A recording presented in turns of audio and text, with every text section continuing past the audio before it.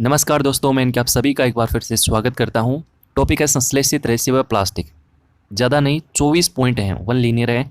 और आप यदि इस वीडियो को पूरा देखेंगे तो खुद को आपको लगेगा कि यार वास्तव में इस टॉपिक का हमारा एकदम अच्छे से रिवीजन हो गया है। और ख़ास बात इस वीडियो की ये है कि जो 24 पॉइंट मैंने लिखे हैं, एक सिंगल पॉइंट ऐसा नहीं है जो आपकी किताब से बाहर हो। छठी, सातवीं, आठवीं, नौवीं, 10वीं आपको पढ़ने की आवश्यकता नहीं है। डेफिनेट प्रश्न फंसेगा तो इसी वीडियो में से फंसेगा। आप चाहे रीट एग्जाम के बाद इस वीडियो को मिलान कर लीजिएगा। Thank you. अब चलते हैं फटाफट पहला पॉइंट। देखो, रीट सीधा सीधा सिंपल प्रश्न पूछा था, आपने पेपर देखा होगा। निम्न में से प्राकृतिक रेसे हैं। कई बार सिंपल प्रश्न आते हैं। ऑप्शन में थे कपास, ऊन, सिल्क और चौथा था उपयुक्त सभी। तो ये आपको याद रखना है। आपके प्राकृतिक रेसे कौन कौन से हैं? ऊन, सिल्क, कपास, ये तीनों याद रखने हैं, बस ज़्यादा बात खत्म। इसके बाद देखो, इसी प्रकार से ऐसा प्रश्न इस बार बन सकता है कि संश्लेषित रेसे निम्न में से हैं या कौन सा नहीं है। तो इसमें आपको सिर्फ रेयोन का नाम याद रखना है, नायलॉन का याद रखना है और पॉलीएस्टर, जिसको हम डेक्रोन या टेरिलीन भी कहते हैं, इन तीनों का ही नाम याद रखना है। और इन तीनों के बारे में जो विशेष बातें हैं वो आपको याद रखनी है। रेयोन के बारे में, नायलॉन के बारे में, पॉलीएस्टर के बारे में। तो पहले हम चलते हैं रेयोन के पास। तो देखो, रेयोन का एक फेमस प्रश्न है और प्रश्न आता है कि कृत्रिम रेशम के नाम से किसे जाना जाता है? कृत्रिम रेशम के नाम से किसे जाना जाता है? तो आपका आंसर रहना चाहिए रेयोन। ये वेरी वेरी इंपॉर्टेंट है, मैं पहले कह रहा हूँ। एग्जाम तक इसको याद रखना है कि कृत्रिम रेशम के नाम से किसे जाना जाता है? रेयोन के नाम से। 5-4 पॉइंट बताऊंगा, इतने शानदार हैं, वो ही आपको याद करने हैं सिर्फ।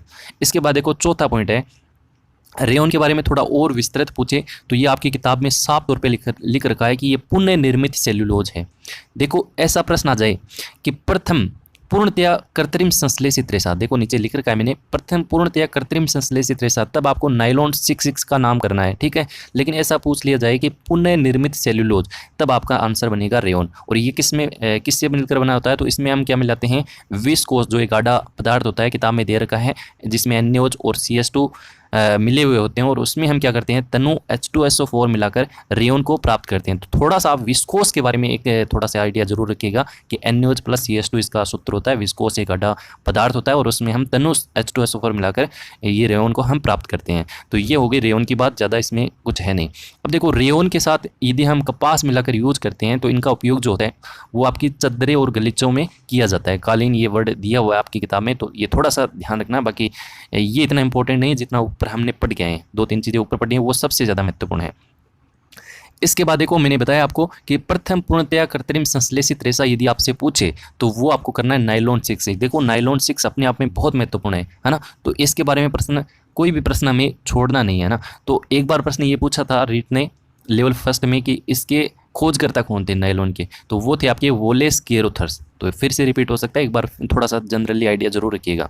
अब देखिए, नायलॉन 6 की एकलक इकाइयाँ, भाई सबसे हार्ड प्रश्न नायलॉन का बनाए तो ये बनता है कि इसकी एकलक इकाइयाँ क्या है। तो ये आपको याद रखनी है, कौन सी है? एडिपिक अम्ल और हेक्सा मेथिलीन डाइएमिन। एडिपिक अम्ल और हेक्सा मेथिलीन डाइएमिन, ये आपको अंत तक याद रखना है। एक मैंने ऊपर बताया था कि कृत्रिम रेशम के नाम से किसे जाना जाता है, तो वो रेयोन था। और एक ये याद रखिएगा कि नायलॉन 6 के एकलक इकाइयों के नाम क्या है? एडिपिक अम्ल और हेक्सा मेथिलीन डाइएमिन है, ठीक है। चलिए आगे। अब देखो, इनके उपयोग देख लेते हैं। किताब में दे रखे हैं एजेटिक, पैरासूट, बुर्स दे रखा है। देखो, एक भी उपयोग मैंने बाहर से नहीं डाला है। स्लीपिंग बैग, ये आपकी किताब में दे रखा है। सीट बेल्ट, और ये सबसे इंपॉर्टेंट है, मशीनों की गियरिंग व बेयरिंग, ये 7वीं 8वीं किताब में दे रखा है नायलॉन 6 के बारे में। तो ये प्रश्न इंपॉर्टेंट है, कई बार पूछ लिया जाता है कि गियरिंग व बेयरिंग में मशीनों की किसका यूज किया जाता है, तो वहाँ पर आपको करना है नायलॉन 6 का। इसके अलावा पैरासूट, बर्स, है ना, ये इसमें थोड़ा सा आप जनरली याद रखिएगा, इंपॉर्टेंट है। इस पॉइंट को मैं इंपॉर्टेंट करूँगा क्योंकि सबसे ज़्यादा इंपॉर्टेंट है। अब देखो, सलवटे न पड़ने वाले कपड़े में किसका यूज किया जाता है? पॉलिएस्टर का किया जाता है, थोड़ा सा याद रखना है।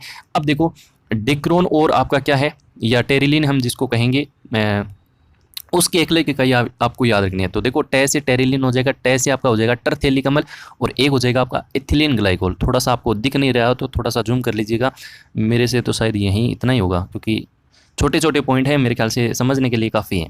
तो एक आपको इसका याद रखना है, टेरिलीन और डेक्रोन की एकलक इकाई का नाम वो है आपका एथिलीन ग्लाइकोल प्लस टरथेलिक अम्ल, ठीक है।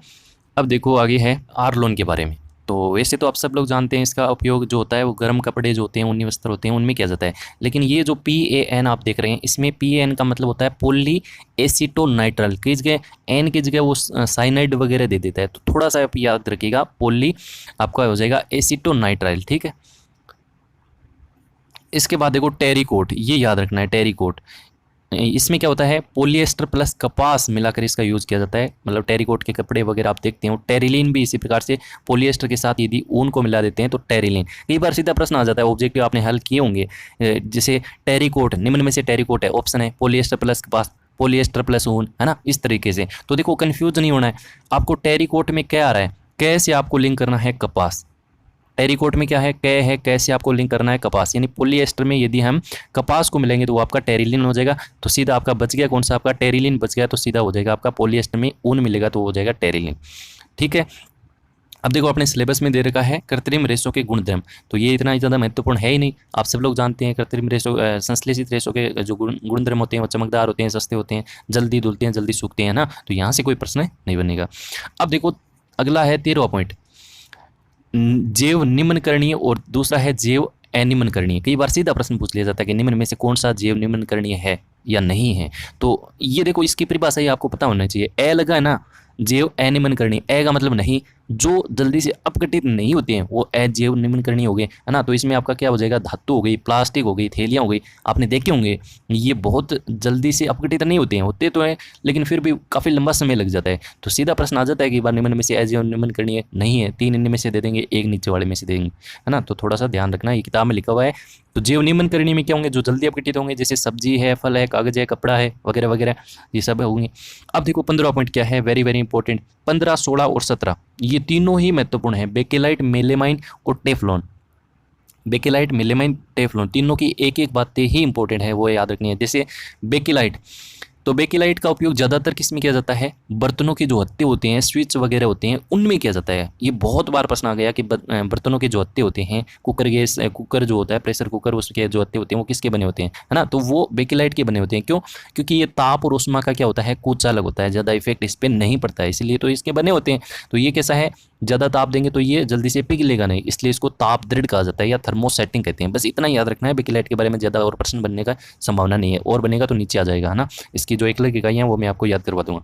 इसके बाद देखो मेलेमाइन, मेलेमाइन में सिर्फ एक प्रश्न पूछा जाता है कि जो अग्निशामक कर्मचारियों के जो कपड़े होते हैं वो किसके बने होते हैं, तो याद रखना है वो किसके होते हैं, मेलेमाइन के। क्योंकि अग्निशामक यंत्र का नाम सुनते ही आपके जहन में आ जाना चाहिए कि ये आग के संपर्क में ज़्यादा रहते हैं। तो सिंपल सी बात है कि मेलेमाइन के कपड़े होंगे तो वो अधिक ऊष्मा सहन करने वाले ऐसे होते हैं, तो इसलिए इनकी परत जो होती है वो कपड़ों पे चढ़ा दी जाती है। और जैसे फर्शों की टाइलें हैं उसको भी ताप के इफेक्ट से बचने के लिए उन पर परत मेलेमाइन की होती है। तो प्रश्न मेलेमाइन के बारे में तो अग्निशामक को लेकर बनेगा, और बेकेलाइट का प्रश्न बनेगा बर्तनों के हत्ते उनको लेकर, ठीक है। और अब रह गए हैं आपका टेफ्लॉन। तो टेफ्लॉन में एक सबसे फेमस प्रश्न आता है कि नॉन स्टिक जो बर्तन होते हैं उनकी जो हल्की परत होती है ताकि खाना जल्दी से चिपके नहीं, तो उसमें किसकी परत चढ़ी होती है, तो वो होती है टेफ्लॉन की। आपका क्या हो जाएगा, पॉलीटेट्राफ्लोरोएथिलीन, ये इसका नाम हो जाएगा। थोड़ा सा याद रखना, थोड़ा क्या इसको तो बहुत ज़्यादा याद रखना है, इन तीनों को बहुत ही इंपॉर्टेंट है तीनों। आगे देखो पॉलीथीन। देखो आज मेरा उद्देश्य समझाने का नहीं है, मैं सिर्फ रिवीजन के माध्यम से आया हूँ, और वैसे वीडियो बनाने की भी कोई आवश्यकता नहीं थी, क्योंकि इस समय वीडियो देखने से वो क्या होता है, टाइम भी ख़राब होता है, और थोड़ा सा ऐसा लगता है कि यार हमने कुछ रह गया वो, है ना। तो जिसकी तैयारी अच्छी है उसको पता है कि ये चीज़ें इंपॉर्टेंट हैं और इससे बाहर कुछ भी नहीं है, ठीक है। तो एक बार ज़रूर देख लीजिएगा, जो भी देख रहा है तो पूरा देखिएगा। इसके बाद देखो पीवीसी, पॉली वाइनिल क्लोराइड, ये इसका नाम भी पूरा याद रखिएगा, पॉली वाइनिल क्लोराइड। कई बार क्लोराइड को चेंज कर देगा, क्लोराइड की जगह साइनाइड दे देगा, सही है क्या, है ना, जल्दबाजी में कर देते हैं। तो ये आपका पॉलीथीन हो जाएगा, पीवीसी हो जाएगा, पॉलीस्टाइरीन हो जाएगा। ये तीनों क्या है, आपके थर्मोसेटिंग है, थर्मोसेटिंग यानी ताप देंगे तो ये पिघल जाएंगे, अन्य चीज़ों में हम ढाल पाएंगे, ठीक है। तो ज़्यादा याद इसमें कुछ नहीं रखना है इनके। हाँ, ये किताब में दे रखा है बरसाती कोट पाइप तारों पर जो विद्युत रोधी परत चढ़ी होती है, आपने देखे होंगे तार, तो उनमें किसका यूज किया जाता है, आपका पीवीसी का यूज किया जाता है। ये पॉइंट मेरे ख्याल से इंपॉर्टेंट याद रखिएगा। बरसाती कोट होते हैं, पाइप होते हैं, पाइप का तो पीवीसी सब लोग जानते हैं, है ना। तो तारों पे विद्युत रोधी परत जो होती है वो भी किसकी होती है, पीवीसी की होती है। अब देखो एक प्रश्न आता है कि बेकेलाइट है, हालांकि ये बहुत ही मतलब शानदार प्रश्न है, इतना ज़्यादा लेवल का प्रश्न पूछा नहीं जाता रीट में। बेकेलाइट है, जैसे समबहुलक है, सहबहुलक है, योगात्मक बहुलक है, या फिर बी व सी दोनों है। तो देखो समबहुलक में क्या होता है कि दोनों की एकलिक इकाइयाँ यदि समान हो तब वो समबहुलक में जाता है। तो जिसकी एकलिक इकाइयाँ समान नहीं हो, डिफरेंट हो, वो क्या होगा, आपका सहबहुलक या योगात्मक बहुलक होगा, संघनन बहुलक भी हम कहेंगे। तो इसका आंसर क्या बनेगा, चौथा बनेगा। क्यों बना, क्योंकि बेकेलाइट किससे बनता है, आप सब लोग जानते हैं, फिनोल से बनता है। एक तो फिनोल से बनता है, और दूसरा क्या बनता है आपका, फार्मल्डिहाइड से। फॉर्मेल्डिहाइड। तो क्या दोनों सेम है क्या? तो दोनों सेम नहीं है, इसका मतलब ये क्या है, आपका समबहुलक कभी नहीं होगा। तो ऐसे प्रश्न कई बार बना लिए जाते हैं, तो थोड़ा सा याद रखिएगा। और बेकेलाइट में आप याद रखिएगा, फीफा को याद रख सकते हैं, ये ट्रिक मैंने पता नहीं कहाँ देखी थी। फीफा है ना, फी से हो जाएगा फिनोल और फा से हो जाएगा फॉर्मेल्डिहाइड। ठीक है, अब देखो ये टॉपिक जुड़ा है पर्यावरण वाले टॉपिक से भी, है ना। तो इसमें भी जैसे तीनों तो आपको डिब्बे याद रखने हैं, हरा डिब्बा, नीला डिब्बा और काला डिब्बा। देखो एग्जाम पैटर्न पे बनेगा ना, तो डेफिनेट यहाँ से प्रश्न बनने की सबसे ज़्यादा संभावना है, क्योंकि बहुत इंपॉर्टेंट चीज़ें हैं ये। बाकी थोड़ा सा याद रख लीजिएगा। अब देखो याद में करवाता हूँ आपको, हरा डिब्बा है तो है से आपको याद रखना है हैरी सब्जियाँ। हरा डिब्बा मतलब हरी सब्जियाँ। अब जब हरी सब्जियाँ होंगी, उनके छिलके होंगे कि नहीं होंगे, है ना। तो जो भी हरी सब्जियों से जो अपशिष्ट होते हैं, पदार्थ होते हैं, जो जैविक, जिनको हम बोलेंगे जैविक अपशिष्ट, ये किस में जाएंगे, आपके हरे डिब्बे में जाएंगे। जैसे हल्के, क्या लिखा है ये, छिलके हो गए, आपके पत्ते हो गए, सब्जी हो गई, है ना, खराब सब्जी, तो ये किस में जाएंगे, हरे डिब्बे में। अब देखो नीला को एक बार छोड़ो, नीचे क्या है, काला। काला डिब्बा जो होता है ना, वो ज़्यादातर हॉस्पिटलों में आपने देखे होंगे, बड़े बड़े हॉस्पिटलों, उसमें मिल जाएगा आपको। तो वहाँ पे क्या करता है वो काला डिब्बा, क्योंकि वहाँ पे जो दवाइयाँ होती हैं, पेंट, बैटरी, दवाइयाँ होती हैं, मतलब सिरिंज होती हैं, सुइयाँ होती हैं ना, विषैले जो भी पदार्थ हैं, वो किस में डाले जाते हैं, आपके काले डिब्बे में डाले जाते हैं। तो जहाँ भी काला डिब्बे का प्रश्न आएगा, तो डेफिनेट वो विषैले पदार्थों से संबंधित कोई ना कोई चीज़ देगा। तो दवाइयाँ, पेंट, बैटरी, सौंदर्य प्रसाद, है ना, ये सारी चीज़ें आपके काले डिब्बे में आएगी। मेरी बात आपको एग्जाम तक याद रहेगी, मैं समझता हूँ इस बात को, क्योंकि कई बार भूल जाते हैं काला डिब्बा कौन सा था, नीला डिब्बा कौन सा था, इसलिए मैं आपको बता रहा हूँ। तो काला से आपको लिंक करना है हॉस्पिटल, हॉस्पिटल में क्या होती हैं, दवाइयाँ होती हैं, है ना। तो दवाइयाँ, सिरिंज वगैरह, विषैले पदार्थ किस में जाएंगे, आपके काले डिब्बे में। और आपका बच गया लास्ट नीला डिब्बा। तो नीला डिब्बा में क्या होता है, आपका अजैविक घटक, अजैविक अपशिष्ट जो होते हैं, जैसे आपका प्लास्टिक हो गया, कांच हो गया, चीनी बर्तन हो गई, ये तीनों पॉइंट किताब में लिखे हुए हैं। चीनी बर्तन, कांच, प्लास्टिक, ये किस में जाएंगे, आपके नीले डिब्बे में। और 4R आप जानते हैं, सिंपल प्रश्न बना लिया जाए तो वहाँ पे आपको रिड्यूज, रीयूज, रिसाइकिल, रिकॉल, बस इससे ज़्यादा कुछ नहीं पढ़ना इस टॉपिक में, हो गया पूरा। एक भी सिंगल प्रश्न इस टॉपिक से बाहर नहीं जाएगा। थैंक यू, बहुत जल्द मिलते हैं। आप कहेंगे तो एक और टॉपिक लेकर आएंगे और पूरा कंप्लीट एक छोटे से वीडियो में करेंगे, क्योंकि बहुत हो गया अब बड़े बड़े वीडियो देखने का। तो thank you so much, have a nice day. Revision हुआ है तो कुछ लिख के जाइएगा। Thank you, bye bye.